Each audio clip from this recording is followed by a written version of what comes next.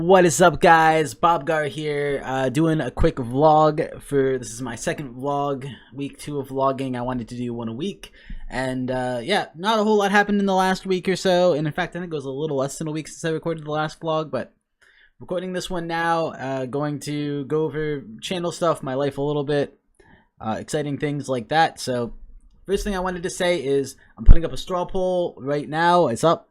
I'm going to link to it here. You can I don't actually guess you can't see the link, but I will. Any chance I can just put that on screen somehow? How do I do that?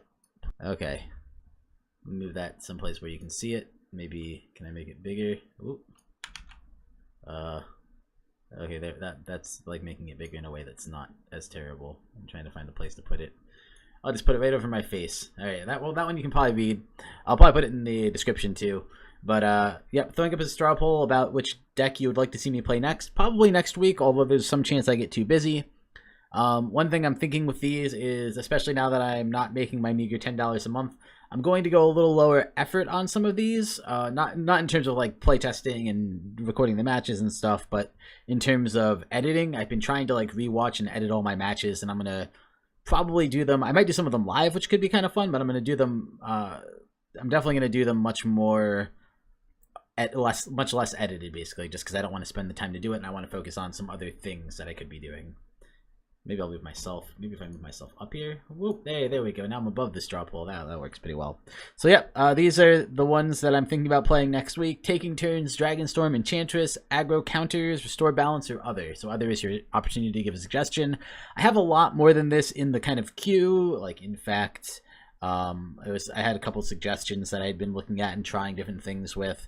So if you have other suggestions you want to give me, click Other, and if enough people click Other, I will go with whatever comments I get either on YouTube, or I think you can comment directly on straw polls, although I've never done it. Anyway, comments telling me what other decks you would like to see played. I will try that. These are budget versions, by the way. These would all be like at least $20 or less, most around $10 on Magic Online. A lot of them would be, I think Taking Turns is especially bad, where it's like $10 on Magic Online, $200 in paper, but I could be wrong about that. I just have a feeling that was true about that one. Most of the other ones aren't like that, though. Most of them are pretty cheap in paper as well. So that's what I'm thinking about. Then next up on the list, we're just clicking through a bunch of random web pages. I guess I'll leave the straw poll thing on the bottom, although you're not going to be able to see it with this color, but that's all right.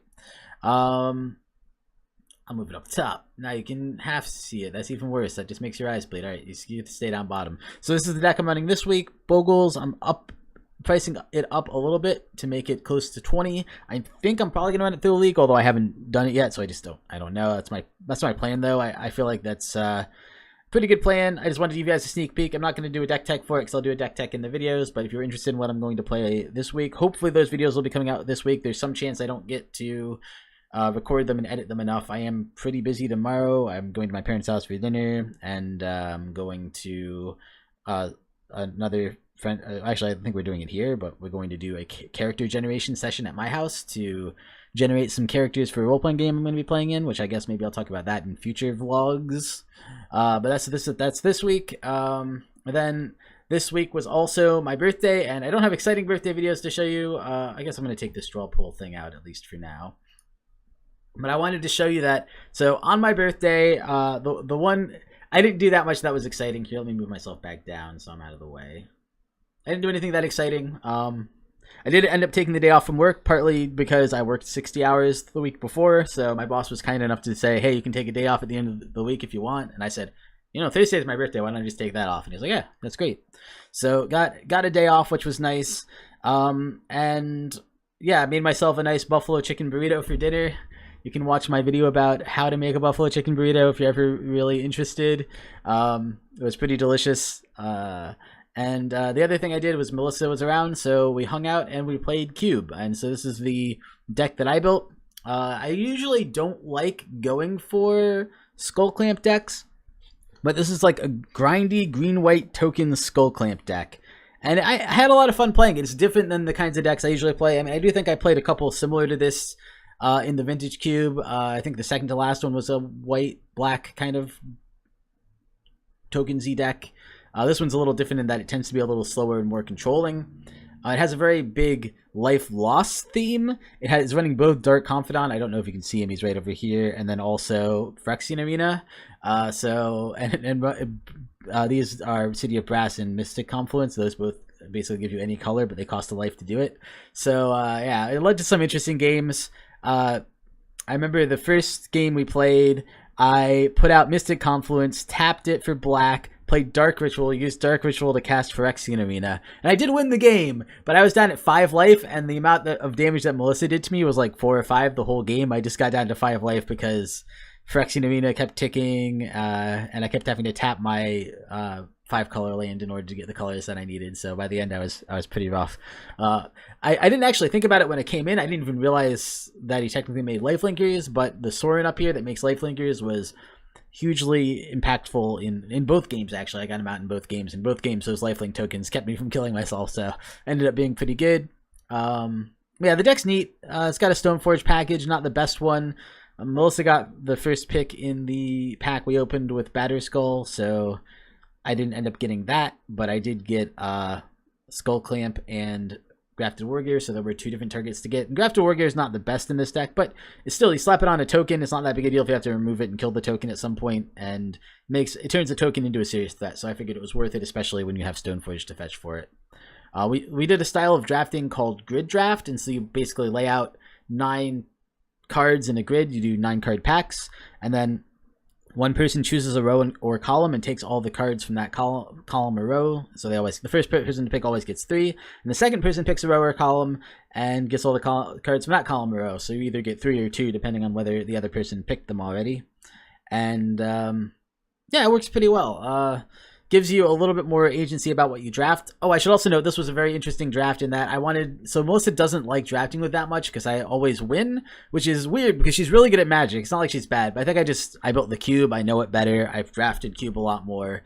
So I do win. I'm probably like 70% game win percentage, and I think that leads to like, or maybe a little lower, but about what I am on Magic. I'm like 66% probably game win percentage, but that puts you, at 70-75% match win percentage, and I think that's super demoralizing to her, and I'm not good at letting other people win. Like, I don't, like, intentionally losing. 1, it doesn't feel good for the other person anyway if they know you're doing it, and 2, it's hard to do. I don't know. I find it really hard to intentionally lose, so I don't do that stuff, which just means I beat her slightly more.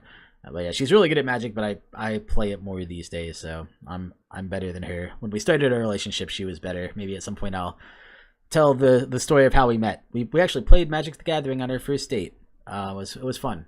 But yeah, so that was my deck. We did Grid Draft. Oh, and the interesting thing is we only used black, blue, and white cards because those are Melissa's favorite colors. That's what I was about to say, and I got sidetracked talking about how I usually beat her, and it makes her feel a little bit bad about it. So she prefers to just play our constructed decks where they're a little bit more even, I think. So yeah, that was my deck. And then let me show you Melissa's deck, which was... Oh, I can't just tap over. I actually have to...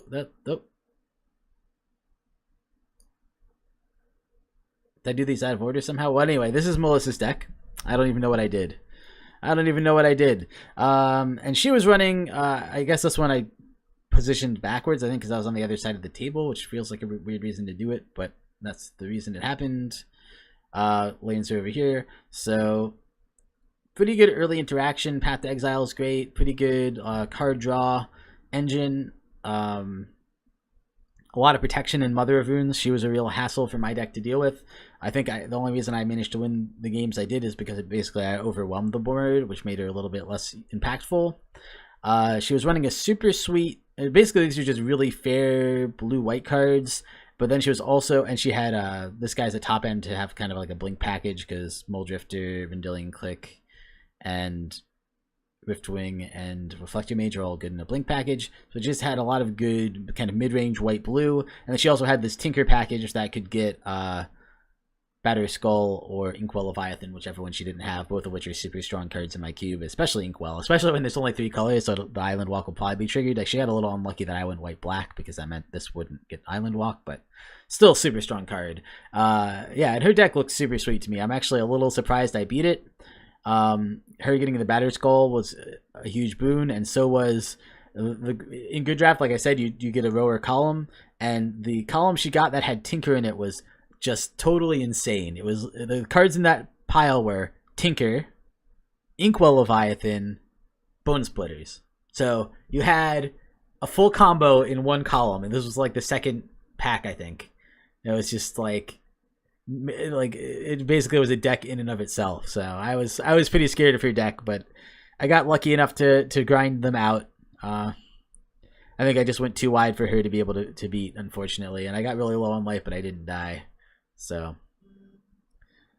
it worked out. But yeah, her deck was super sweet. I was really impressed with it. I thought she did a really good job drafting it and building it. I don't think there were too many changes I would have made. I looked through her sideboard. I think there were 1 or 2 cards. Like, I think she had Bribery in her sideboard. And even though every card she ran was good, I just can't resist playing Bribery. Admittedly, Bribery wouldn't have been that good against my deck anyway, because I wasn't running any super big threats. But I would have played Bribery because I love that card so much. But I don't think she's played other very much, so she probably just doesn't have the same affection for it that I do. All right, and that was my birthday. We hung out at home, ate some cake, watched the first episode of Altered Carbon, which is, I like it. I like the concepts. I like the world building. There's some things about the actual show that it just doesn't like have the right punch to me.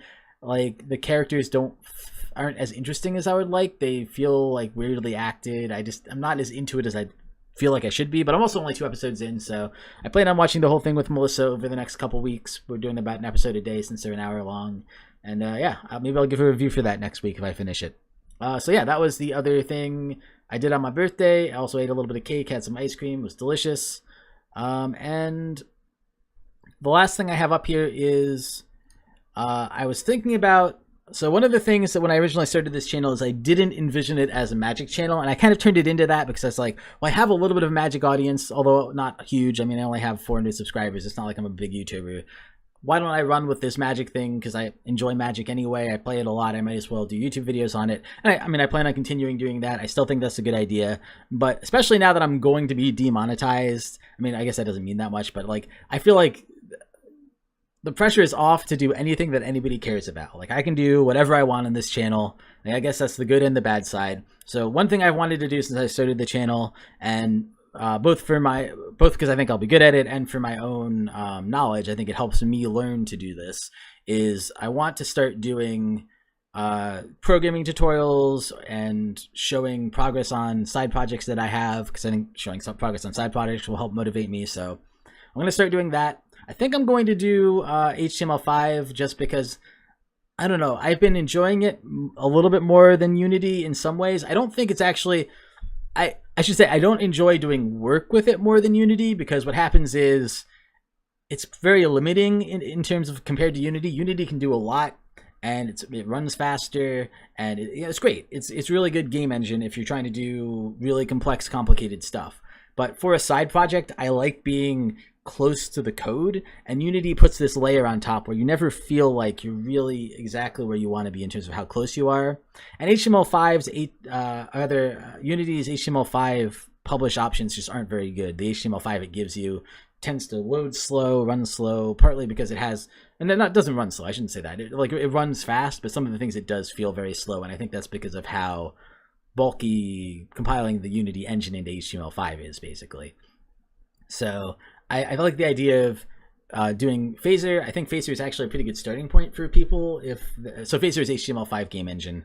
I think it could be a good starting point for some people who want to get into programming or who've done it like a little bit and want to learn something new, especially with games. And the new version is coming out in like 2 days, so I figure I could do some tutorials for it. That's my plan right now. I don't know, that very well might change. I was thinking I could also do it for the current version, even though the new one's coming out in a couple days. Or I could just do Unity tutorials. I feel like there's a lot of Unity tutorials out there too, which is another reason it's like I don't think that's as useful to people, whereas Phaser 3 just coming out, and maybe that'll make it more exciting and there'll be less content on that out there, so maybe it'll be more helpful to people. So thinking about doing that. Also thinking about doing some other games. I actually recorded a couple episodes for a show I never launched that I plan to put on YouTube. That was I think I called it Random Crap Sunday, and every Sunday I would like go to this site that lets you choose a random Steam game, of which I have like, I think I have almost 1,000 games on Steam. I would just pick a random one out of my library, and I would force myself to play it no matter what it picked, and do commentary over it. And that would be my and I would do that for like an hour or two and post that, and that would be like a fun little let's play type segment to do. So I might go back to trying that at some point. But I'm definitely going to keep up on the Magic stuff. I'm just not going to be as heavy on as I was, and like I said, I'm going to try to cut down on the editing a little bit, not a ton necessarily, but I feel like I should cut back on it. The programming stuff is probably more meaningful to me and more important to me, both because it will help me learn the stuff better, and I think it might be very well more useful and more popular. I don't actually even know. So I don't know. I'm going to try it. Hopefully people who watch Magic on my channel don't get upset by the fact that I'm also posting random programming videos and go, what is this? Why are you posting programming videos? I mean, I totally get it if they do. I could spin off another channel. I just don't really want to. So yep, that's my plan. Cool. I think that's it. Thank you guys for watching. I will see you. Ooh, it starts to go crazy when I get over there because I get a shadow. I will see you next time.